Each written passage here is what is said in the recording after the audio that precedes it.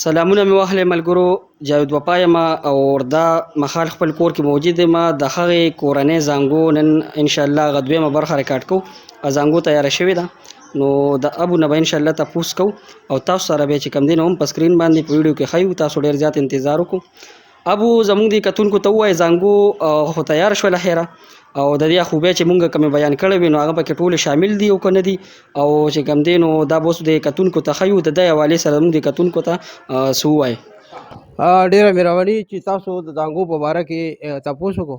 نو انشاءالله زانګو مونږ تاسو ته دې وخت کې په سکرین راولو، څنګه چې مونږ په لومبي پروګرام کې ویلو. نو انشاءالله راشئ د هغې تماشه اوس کړو.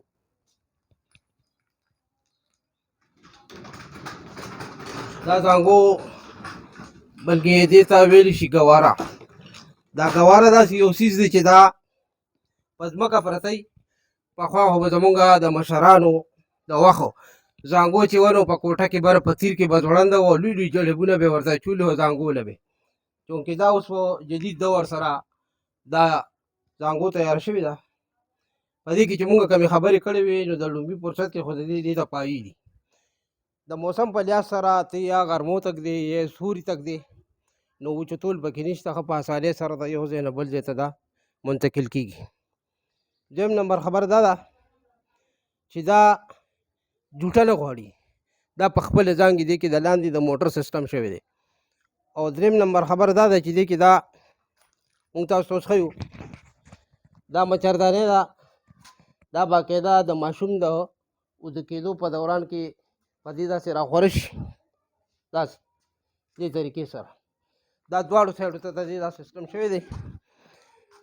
دا د ماشي نه د مچ نه ماشوم په دې کې محفوظ وي او د خاورې دوړې نه مو.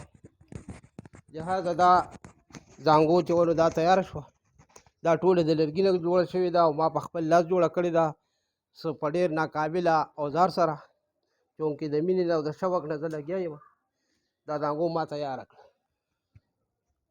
اوس به باقاعده مونږ تا ته د دې خپل فنکشن ښیو چې دا د بیټرۍ سره یا د شیشې سره دا چلیږي. نو مونږ باقاعده تاسو ته د دې هغه چلیدل ښیو. دا اوس باقاعده دا تار دی دا د بیټرۍ نه راغلی دی او دې له زه کنیکشن ورکوم.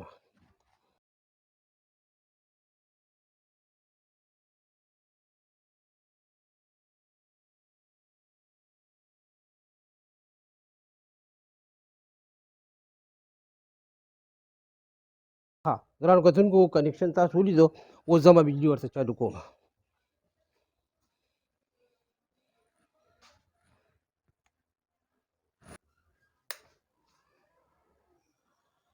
دا زانګو چالو شوه. دا انشاءالله د دې دغه فنکشن دی، دغه طریقې ده.